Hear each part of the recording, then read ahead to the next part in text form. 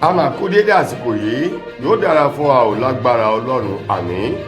Ìròyìn fẹ́lifẹ́li náà ló ń dé sí ojú ìwòran yín láti lè ṣe wa ìròyìn fẹ́lifẹ́li online tv lónìí ti ṣe ọjọ́bọ̀ Thursday ọjọ́ kìíní nínú oṣù karùn-ún ọdún 2025.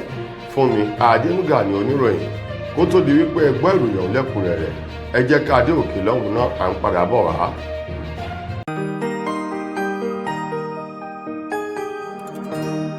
Ìròyìn fẹ́lifẹ́li TV àjààbálẹ̀ làwọn ìròyìn ti wà máa wò lóòrèkóòrè.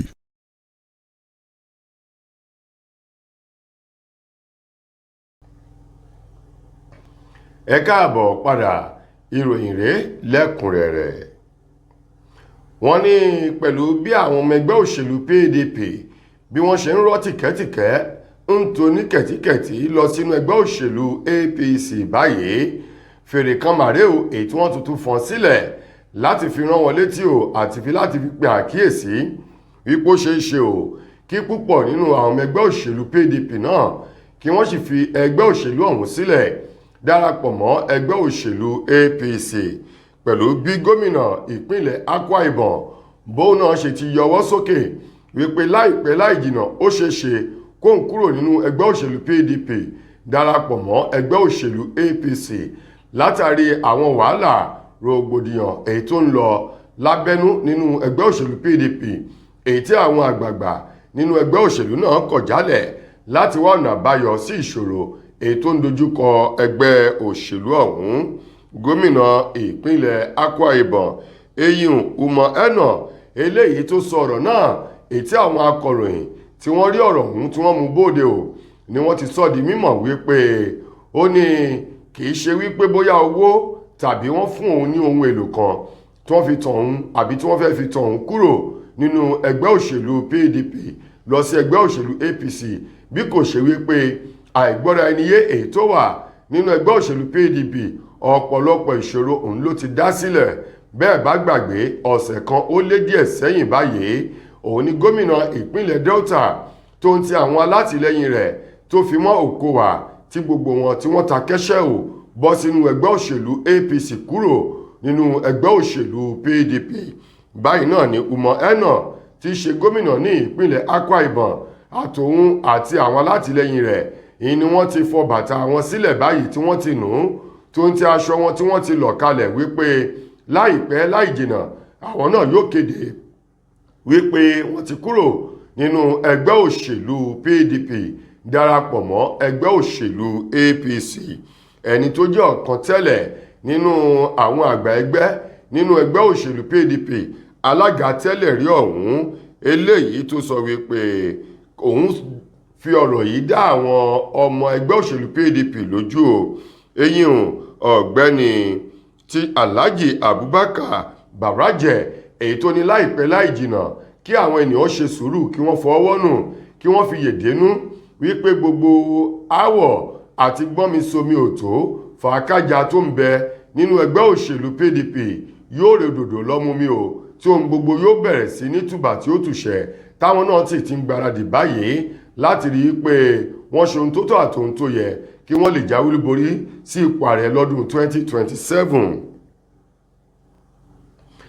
Pẹ̀lú bó ti jẹ́ wípé òní gangan tí í ṣe ọjọ́ kìíní oṣù karùn-ún ọdọọdún ni wọ́n fi máa ń ṣe àjọyọ̀ ìsinmi lẹ́nu iṣẹ́ fún àwọn òṣìṣẹ́ ọba jákèjádò igun mẹ́rin tó gbé orílẹ̀-èdè Nàìjíríà dúró gẹ́gẹ́ bó ti wà nínú àkọọ́lẹ̀ náà látọdún 1980 ní ìpínlẹ̀ Kano èyí tí ọ̀rọ̀ ọ̀hún ti kọ́kọ́ jẹyọ kó tó di wípé ìjọba àpapọ̀ ilẹ̀ yìí wọ́n sọ di gbogbogbò fún orílẹ̀-èdè Nàìjíríà lọ́dún 1981 fún àwọn òṣìṣẹ́ láti gba ọjọ́ kan lẹ́nu iṣẹ́ ọba kí wọ́n fi sinmi o.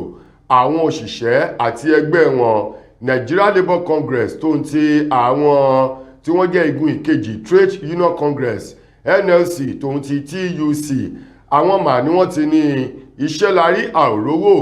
Wọ́n ní bó tilẹ̀ jẹ́ wípé òní làyájọ́ àwọn òṣìṣẹ́ láti fi ṣe ayẹyẹ fún wọn kí wọ́n fi sinmi. Wọ́n ní kò sí nǹkan kan ètí àwọn lè tọ́ka sí o gẹ́gẹ́ bí ìdùnnú ayọ̀ fún wọn bí kò ṣe ìkorò ìpayín keke ebi àti ọ̀pọ̀lọpọ̀ ìnira òun ló ń bá àwọn ẹgbẹ́ òṣìṣẹ́ jà lórílẹ̀‐èdè Nàìjíríà. Àwọn ẹgbẹ́ òṣìṣẹ́ àti TUC tí wọ́n sọ ọ̀rọ̀ náà nínú àwọn ọ̀rọ̀ àgbélẹ̀kọ wọn èyí tí wọ́n kọ káàkiri láti fi kí àwọn ẹgbẹ́ òṣìṣẹ́ bákan náà rán ìjọba létí. Wọ́n ní àwọn rántí dáadáa bí ètò ìṣèjọba Tinubu ṣe ṣe ìlérí fún wọn wípé yàtọ̀ sí owó oṣù tó kéré jù, ọ̀pọ̀lọpọ̀ nǹkan amáyédẹrùn ìdùnnú èyí tó tún mú ìtura bá wọn ní ìjọba yóò máa ṣe o. Wọ́n ní ọ̀rọ̀ lásán làwọn gbọ́ o, àwọn ò rí nǹkan kan. Wọ́n ní kódà látàrí owó oṣù àwọn òṣìṣẹ́ ẹgbẹ̀rún lọ́nà 70 náírà 70,000. Wọ́n ní púpọ̀ nínú àwọn ìpínlẹ̀ àti ìjọba ìbílẹ̀ ni kò tí ì máa bẹ̀rẹ̀ sí ní san owó ọ̀hún, léyìí tí wọ́n sì ti ké tantantan tí wọ́n ti pariwo, ṣùgbọ́n pàbó ni gbogbo rẹ̀ ń já sí o. Wọ́n ní kí ni ohun tó ń dùn nínú ẹlẹ́wọ̀n àwọn tó ń pariwo pé ní yóò rò tòtò. Wọ́n ní ìnira gbáà ní ètò ìṣèjọba Tinubu mú bá wọn o látàrí ọ̀wọ́n gógó epo èyí tó jẹ́ kí gbogbo nǹkan doríkodò lórílẹ̀‐èdè Nàìjíríà. Wọ́n ní ní báyìí kò sí nǹkan kan àrítọ́ka sí èyí tó lè múnú àwọn dùn láti máa yan fandafanda fún àyájọ́ òní, gẹ́gẹ́ bí NLC TUC bí wọ́n ti sọ ọ̀rọ̀ ọ̀hún wípé ètò ìṣèjọba Tinubu ìnira gbáà ló mú bá ọmọ Nàìjíríà àti ẹgbẹ́ òṣìṣẹ́ lórílẹ̀‐èdè yìí. Àwọn ilé ìfowópamọ́ gbogbo ní orílẹ̀‐èdè yìí ni wọ́n ti sọ̀rọ̀ wípé láti òní tí í ṣe ọjọ́ kìíní nínú oṣù karùn-ún ọdún 2025 ni wọn yóò bẹ̀rẹ̀ sí ní máa já náírà 6 lórí àtẹ̀jíṣẹ́ láti ilé ìfowópamọ́ sí ọ̀dọ̀ àwọn oníbàárà wọn gbogbo lórí ẹ̀rọ alágbèéká o. Wọ́n ní èyí kò ṣe ẹ̀yìn ọ̀wọ́n gógó gbogbo nǹkan èyí tó ti lu bìbà ní orílẹ̀-èdè yìí, pẹ̀lú bí àwọn ilé iṣẹ́ tó ń pèsè àkókò ìbáraẹnisọ̀rọ̀ báwọn náà ṣe ti ṣe àfikún àkókò ìpè àti àtẹ̀jíṣẹ́ eléyìí tí wọ́n ti ń já owó rọ̀gùnrọ̀gùn o, ìdá 50 èyí tí wọ́n fi kún gẹ́gẹ́ bí ilé ìfowópamọ́ bí wọ́n ti sọ gbogbo. Wọ́n ní náírà 6 yìí ni wọn yóò máa já ní ìgbàkúgbà tí wọ́n bá ti tẹ àtẹ̀jíṣẹ́ bank alert sí gbogbo àwọn oníbàárà wọn láti mọ iye tó kù nínú àpò àpamọ́wọ́ owó wọn nílé ìfowópamọ́ tàbí ohun gbogbo tó bá ní ṣe pẹ̀lú ilé ìfowópamọ́ o. Ní gẹ́rẹ́ tí wọ́n bá ti tẹ àtẹ̀jíṣẹ́ sí oníbàárà, wọ́n ní náírà 6 ni wọn yóò máa já o nínú àpò àpamọ́wọ́ owó rẹ̀ tó ń bẹ nínú ilé ìfowópamọ́ wọn. Wọ́n ní bẹ́ẹ̀ bá gbàgbé láti ìgbà tí ààrẹ Tinubu tó ti ní ẹ̀kún owó orí epo àwọn ti yọ kúrò, ìjọba ò ní máa sánmọ́ o, ní nǹkan ò ti fara rọ mọ́ lórílẹ̀‐èdè Nàìjíríà. Àwọn ilé ìfowópamọ́ náà sọ̀rọ̀, wọ́n ní gbogbo akitiyan àwọn ilé iṣẹ́ tí ń pèsè àkókò ìbáraẹnisọ̀rọ̀ pẹ̀lú àjọ NCC láti rí dájú wípé wọ́n gbé iye tí wọ́n máa já o lórí ẹ̀rọ alágbèéká wá sílẹ̀. Wọ́n ní pàbó ló ń já sí o, èyí tó dẹ̀ ti fẹ́ kó àwọn ilé ìfowópamọ́ ọ̀hún sínú ọkọ̀ gbèsè. Nípa ìdí èyí, wọ́n ní láti òní lọ àwọn ti ṣe àfikún owó tí wọn yóò máa já lọ́dọ̀ àwọn oníbàárà lọ sí náírà 6 ní gẹ́rẹ́ tí wọ́n bá ti tẹ àtẹ̀jíṣẹ́ sí wọn lórí ààyè tí àpò àpamọ́wọ́ wọn tó wà nílé ìfowópamọ́ kó wá, eléyìí tí oníkálukú wọn ń lò. Kí Ọlọ́run ọba adákúndábọ̀ kó máa ṣọ́ wa ni o. Wọ́n ní ó kéré tán ènìyàn 5 òun mà ń ló farapa níbi ìṣẹ̀lẹ̀ ìjàmbá ọkọ̀ kan èyí tó wáyé ní ìpínlẹ̀ Èkó, gẹ́gẹ́ bí wọ́n ti sọ tí ìròyìn fi lóde o. Wọ́n ní àwọn ọkọ̀ kórópè eléyìí tó ń lọ bíi 3 àti ọkọ̀ Toyota Sienna kan òun mà ní wọ́n ní wọ́n gbé òkú ènìyàn kan láti Èjìgbò èyí tí wọ́n fẹ́ gbé wá sí Ìdímù Ìkọ̀tún. Nígbà tí wọ́n ń bọ̀ ní agbègbè Ìdímù ni wọ́n ní ìṣẹ̀lẹ̀ jàǹbá ọkọ̀ ọ̀hún ti ṣẹlẹ̀. Nínú àwọn ọkọ̀ èyí tó gbé òkú ọ̀hún èyí tí wọ́n ní ìjánu ọkọ̀ náà daṣẹ́ sílẹ̀ tó sì lọ da ọkọ̀ rẹ̀ bo àwọn ọkọ̀ èyí tó ń kó èrò tí wọ́n ní ó kéré tó ènìyàn 5 ló farapa níbi tí obìnrin 3 àti ọkùnrin 2. Kódà wọ́n ní awakọ̀ èyí tó wa ọkọ̀ kórópè èyí tó gbé òkú gangan fún ara rẹ̀, wọ́n ní òun náà fara ṣèṣe nínú ìṣẹ̀lẹ̀ jàǹbá náà. Ó ṣojú mi kòró kan arábìnrin Folúkẹ́ sọ di mímọ̀ wípé ìjánu ọkọ̀ èyí tó gbé òkú gangan nínú àwọn ọkọ̀ kórópè 3 ọ̀hún òun ni ìjánu rẹ̀ daṣẹ́ sílẹ̀ tó sì ṣe àkóbá fún àwọn ọkọ̀ yòókù èyí tó jẹ́ wípé ènìyàn 5 òun ló fara ṣèṣe nínú ìṣẹ̀lẹ̀ jàǹbá ọ̀hún níbi tí wọ́n ti ń gbé òkú lọ tí ọkọ̀ tóun náà sì tún jẹ́ ìjàmbá láti ṣe àwọn ènìyàn léṣe. Mo kí gbogbo ojú tí wò mí ti ń gbọ́ mi jákèjádò orígun mẹ́rẹ̀ẹ̀rin àgbáyé. Orúkọ mi ni Ambassador Àkànfẹ́ Ìwò tí mo jẹ́ agbẹnusọ fún iléeṣẹ́ X2 Ultimate Herbal International Limited. Níléeṣẹ́ wa ń bì láti màmọ̀ dájú nǹkan kan tí eléyìnbó ń pè ní health is wealth, ìlera lọ́rọ̀. Kì í ṣàfẹnujẹ́ nìkan tá a bá ń gbọ́ ní sétí, torí gbogbo lọ́gbọ̀ àwọn èèyàn ni wọ́n ń kojú àìsàn tí a pè ní ìfúnpá gíga. Ìdí nìyí tí iléeṣẹ́ X2 Ultimate Herbal fi ṣètò oògùn ìfúnpá gíga fún ní powder àti ní olómi. Kò tán síbẹ̀, oògùn ìtọ̀ ṣúgà ó wà ní iléeṣẹ́ X2 Ultimate Herbal International Limited ní powder àti ní olómi. Òun náà lẹ̀ ń wò yìí. Oògùn ọ̀pẹ́ ẹ̀yìn wà tí a ti ṣe lọ́jọ̀ fún ẹni tó bá ń kojú ọ̀pẹ́ ẹ̀yìn torí gẹ́gẹ́ bí ìṣòro. Iléeṣẹ́ wa níbí ní oògùn ẹ̀ tó lè bá wọn tán rẹ̀ lójú ọgbọ́n. Bákan náà, ogunlọ́gọ̀ àwọn èèyàn ni wọ́n jẹ́ oníbìísí tí wọ́n ti rora wọn pín wípé Ọlọ́run ò lè ṣe, ṣùgbọ́n tó jẹ́ pé àìsàn kan sómìíràn ní kọjú ọmọ bíbí wọn. Ó wà ní iléeṣẹ́ X2 Herbal International Limited fún ìwòsàn fún àwọn oníbìísí. Kò tó síbẹ̀ o, a ní ọ̀pọ̀lọpọ̀ oògùn tí a ṣe létò fún ẹni tó bá jẹ́ ẹni tó bá ní ikùn gbẹ̀ndù tó jẹ́ pé ọ̀rá ti pọ̀ jù lára ẹ̀. Ó máa bá wa burn fat, a pè ní X2 burn fat fún obìnrin.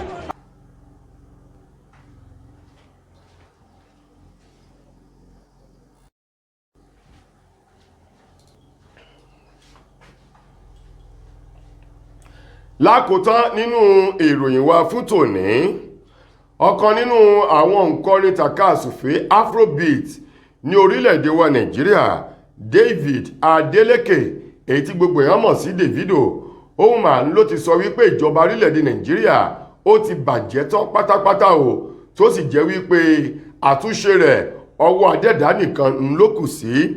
Davido tó sọ ọ̀rọ̀ náà nígbà tí wọ́n fi ọ̀rọ̀ wá lẹ́nu wò lórí ètò kan.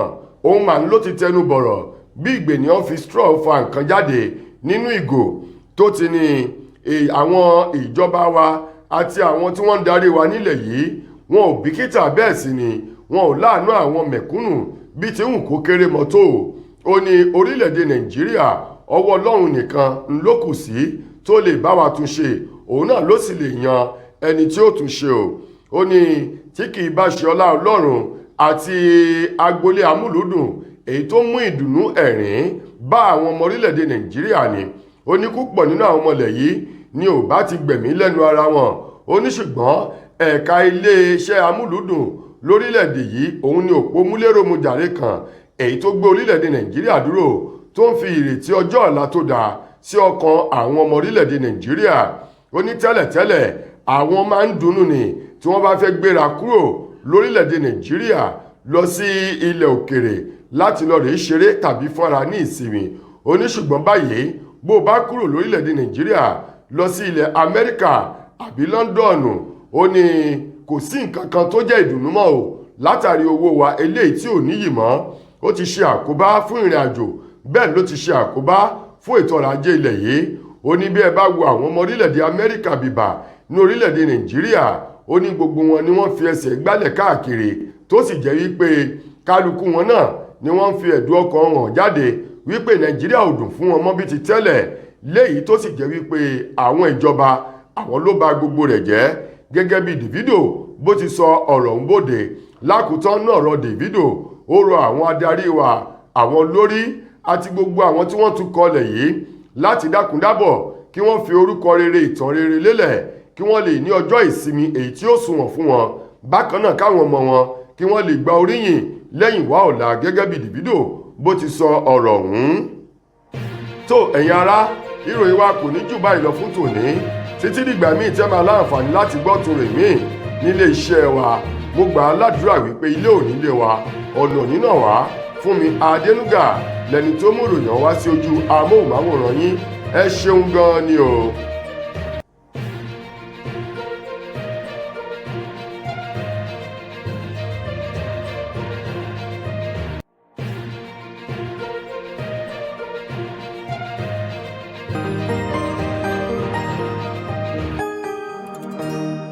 Ìròyìn Fẹ́lifẹ́li TV àjààbálẹ̀ làwọn ìròyìn ti wà, máa wò lóòrèkóòrè.